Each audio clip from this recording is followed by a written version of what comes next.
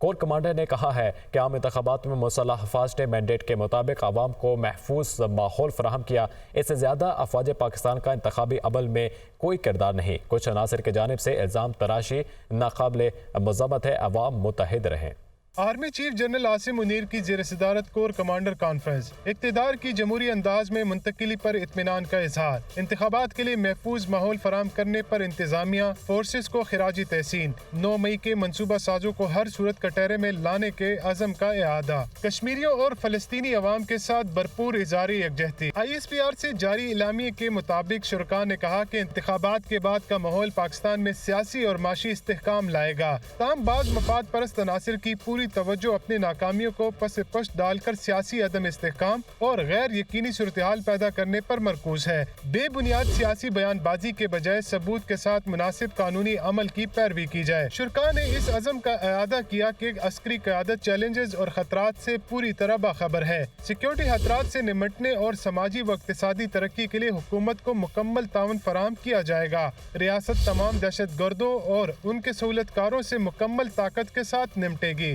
Army chief نے commanders کو دہشت گردی اور عسکریت پسندی کے خلاف حاصل شدہ اہداف کے فوائد کو مستحکم کرنے کی ہدایت کی۔ سپہ سالار نے آپریشنز کے دوران پیشہ ورانہ مہارت اور تربیت کے دوران بہترین کارکردگی کے حصول پر بھی زور دیا۔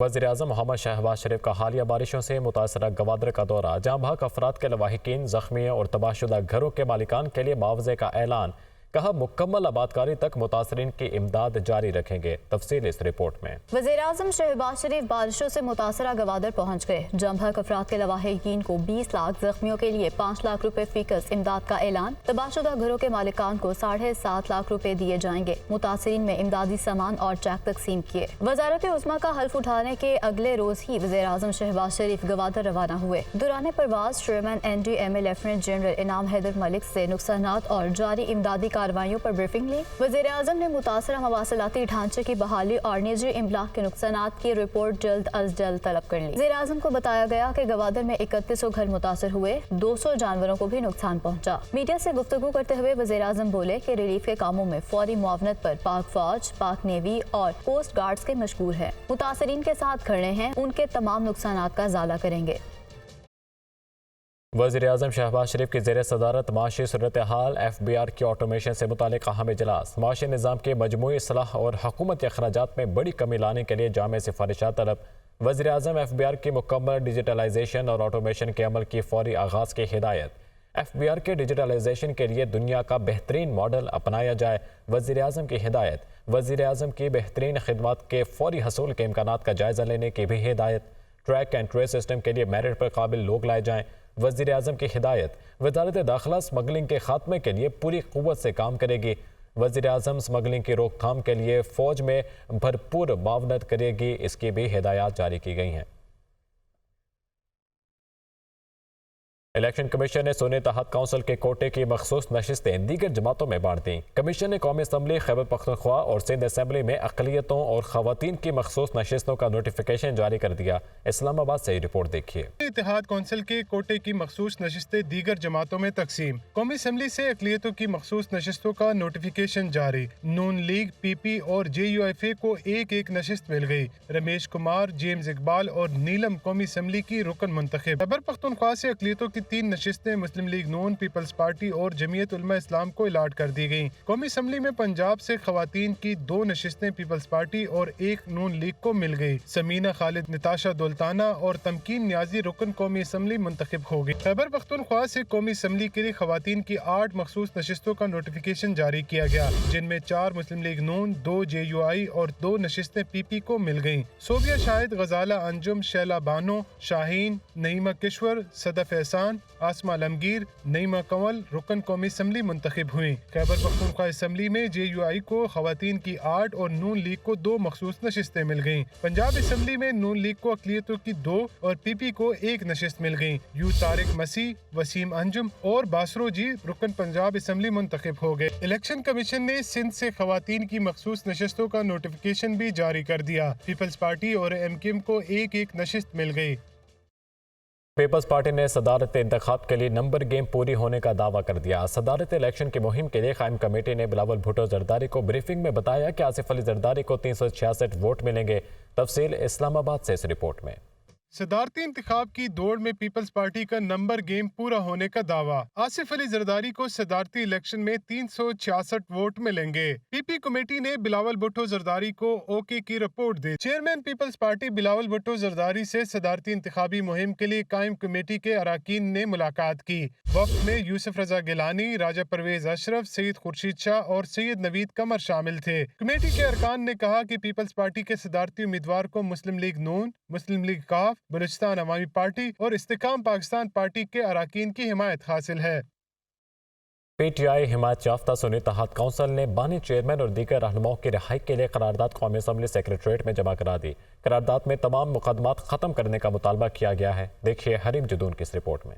بانی پی ٹی آئی مسلم امہ کے لیڈر مقدمات سیاسی اور غیر قانونی اور عوام سے دور کرنے کی کوشش قرار واپس لیے جائیں۔ قرارداد کا متن۔ پی ٹی آئی رہنما اسد کیسر نے قرارداد قومی اسمبلی سیکریٹریٹ میں جمع کرائی۔ قرارداد میں کہا گیا ہے کہ بانی پی ٹی آئی کے خلاف مقدمات کی کوئی قانونی حیثیت نہیں اور نہ یہ عوامی مفاد میں ہے۔ بانی سمیت پی ٹی آئی کے قائدین شاہ محمود قریشی، اعجاز چودھری اور خواتین کارکنان کو فوری طور پر رہا کیا جائے۔ قرارداد جمع کرانے کے بعد میڈیا سے گفتگو کرتے ہوئے اسد کیسر کا کہنا تھا کہ بانی چیئرمین کے خلاف ایک دن میں 14 گھنٹے کیسز چلائے گئے اور دو عدالتیں لگا کر انصاف کے تقاضوں کو پامال کیا گیا۔ سابق اسپیکر اسد کیسر نے کہا کہ ہمارے مینڈیٹ پہ ڈاکہ ڈالا گیا، ہم کسی طور پر اپنے حق سے پیچھے نہیں ہٹیں گے۔ پی ٹی آئی رہنما نے کہا کہ 9 مئی واقعات کی ہم نے ہمیشہ مذمت کی۔ واقعات پر جوڈیشل کمیشن بنایا جائے۔ ہمارا سب سے پہلا مطالبہ یہ ہے کہ آئین کے مطابق سب ادارے اپنی حدود میں رہیں۔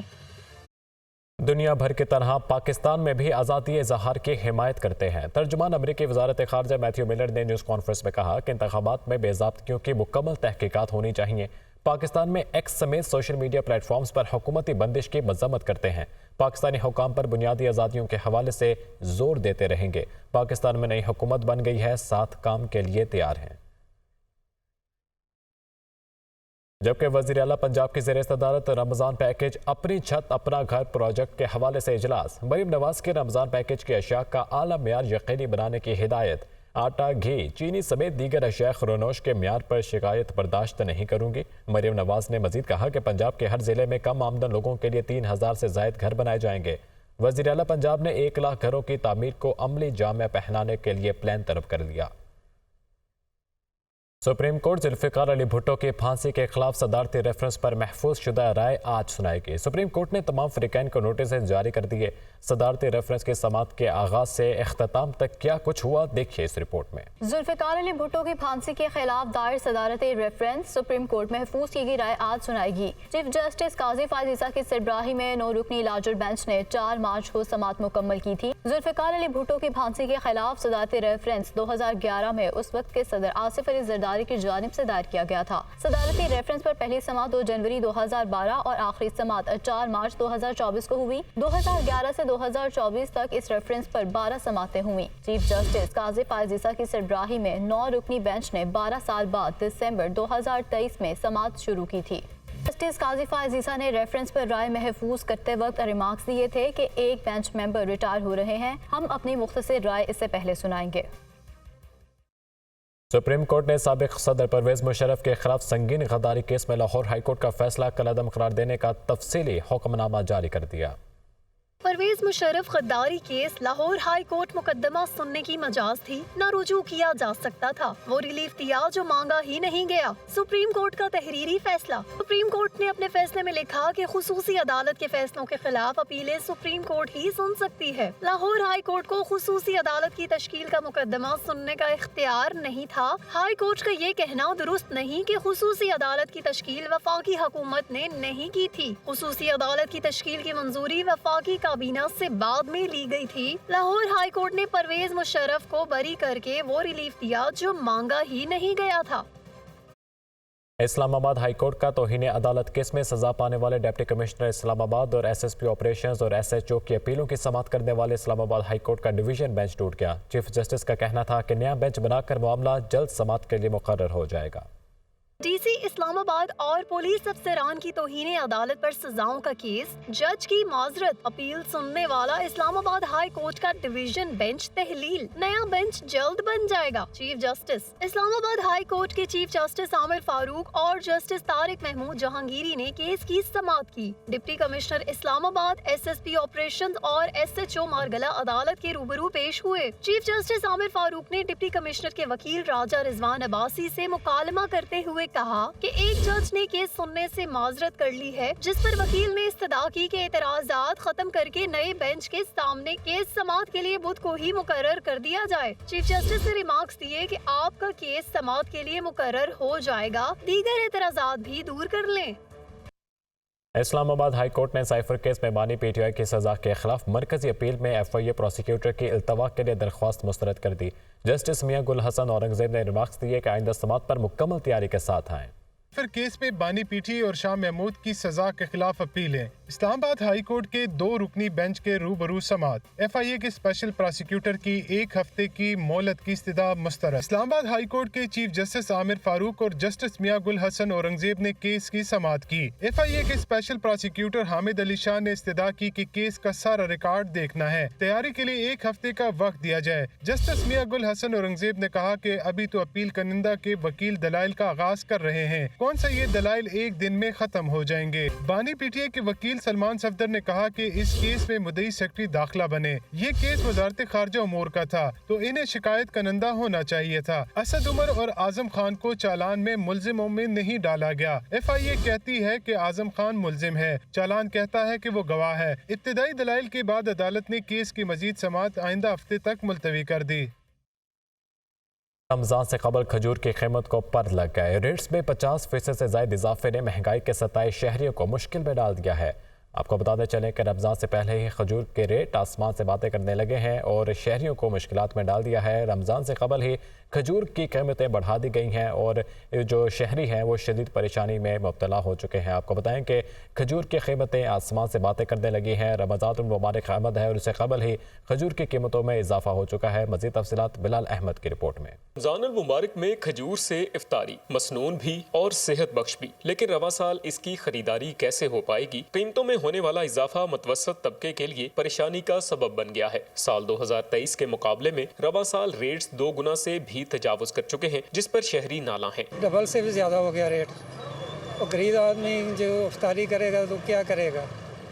یہ تو غریب آدمی کے پہنچ سے بہت دور ہو گیا ہے۔ رمضان شریف میں ہر بندے کی ضرورت ہے کہ وہ جو کھجور کے ساتھ روزہ کھولتا ہے۔ پچھلے سال سے کافی یعنی کہ خراب حالات چل رہے ہیں، کھجور لینے آ رہا تھا کہ لیکن بہت مہنگائی اب نہیں لیے جا رہی۔ مارکیٹ میں سب سے سستی پاکستانی اصیل کھجور کا ریٹ 150 سے 600 روپے کلو ہو چکا ہے۔ ایرانی کھجور 200 سے بڑھ کر 450 روپے، مضافتی 600، مبروم 2000 سے بڑھ کر 3800 روپے، اجوا 2600 سے بڑھ کر 3200 روپے کلو، جبکہ گٹھلی کے بغیر کھجور سخل 2400 روپے فی کلو میں فروخت کی جا رہی ہے۔ ریٹ بڑھنے اور سیل کم ہونے پر دکاندار بھی پریشان ہیں۔ قیمتیں بھی آسمان پہ چلی گئی ہیں اور کسٹمر بالکل ہی نہیں ہے۔ آپ کے سامنے یہ بازار میں دیکھ لیں، پہلے ہم 4-5 من کھجور بیچ جاتے تھے ڈیلی کی، ابھی تو بھائی 1 من بھی بیچنا مشکل ہو گیا ہے۔ کھجور کی افادیت اور ضرورت اپنی جگہ، لیکن فائدہ تو وہی اٹھائے گا جو اسے خرید پائے گا۔ افطار کا اہم جز کھجور عام آدمی کی پہنچ سے دور ہے۔ 1 سال کے دوران قیمتوں میں آنے والا فرق خریدار کی جیب پر بھاری پڑ رہا ہے۔ کیمرامین صدام علی کے ساتھ بلال احمد، دنیا نیوز، فیصل آباد۔ وزیر اعظم شہباز شریف کی زیر صدارت معاشی صورتحال FBR کی آٹومیشن سے متعلق اہم اجلاس، معاشی نظام کے مجموعی اصلاح اور حکومتی اخراجات میں بڑی کمی لانے کے لیے جامع سفارشات طلب۔ وزیر اعظم FBR کی مکمل ڈیجیٹلائزیشن اور آٹومیشن کے عمل کی فوری آغاز کی ہدایت۔ FBR کے ڈیجیٹلائزیشن کے لیے دنیا کا بہترین ماڈل اپنایا جائے، وزیر اعظم کی ہدایت۔ وزیر اعظم کی بہترین خدمات کے فوری حصول کے امکانات کا جائزہ لینے کی بھی ہدایت۔ ٹریک اینڈ ٹریس سسٹم کے لیے میرٹ پر قابل لوگ لائے جائیں، وزیر اعظم کی ہدایت۔ وزارت داخلہ سمگلنگ کے خاتمے کے لیے پوری قوت سے کام کرے گی۔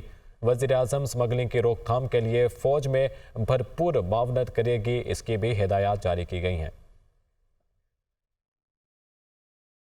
الیکشن کمیشن نے سونے تحت کونسل کے کوٹے کی مخصوص نشستیں دیگر جماعتوں میں بانٹ دیں۔ کمیشن نے قومی اسمبلی، خیبر پختونخوا اور سندھ اسمبلی میں اقلیتوں اور خواتین کی مخصوص نشستوں کا نوٹیفیکیشن جاری کر دیا۔ اسلام آباد سے رپورٹ دیکھیے۔ اتحاد کونسل کے کوٹے کی مخصوص نشستیں دیگر جماعتوں میں تقسیم۔ قومی اسمبلی سے اقلیتوں کی مخصوص نشستوں کا نوٹیفیکیشن جاری۔ نون لیگ، پی پی اور JUIF کو ایک ایک نشست مل گئی۔ رمیش کمار، جیمز اقبال اور نیلم قومی اسمبلی کی رکن منتخب۔ خیبر پختونخوا سے اقلیتوں کی 3 نشستیں مسلم لیگ نون، پیپلز پارٹی اور جمعیت علماء اسلام کو الاٹ کر دی گئیں۔ قومی اسمبلی میں پنجاب سے خواتین کی 2 نشستیں پیپلز پارٹی اور 1 نون لیگ کو مل گئی۔ سمینہ خالد، نتاشا دولتانہ اور تمکین نیازی رکن قومی اسمبلی منتخب ہو گئی۔ خیبر پختونخوا سے قومی اسمبلی کے لیے خواتین کی 8 مخصوص نشستوں کا نوٹیفیکیشن جاری کیا گیا، جن میں 4 مسلم لیگ نون، 2 JUI اور 2 نشستیں PP کو مل گئیں۔ صوبیہ شاہد، غزالہ انجم، شیلا بانو، شاہین، نعیمہ کشور، صدف احسان،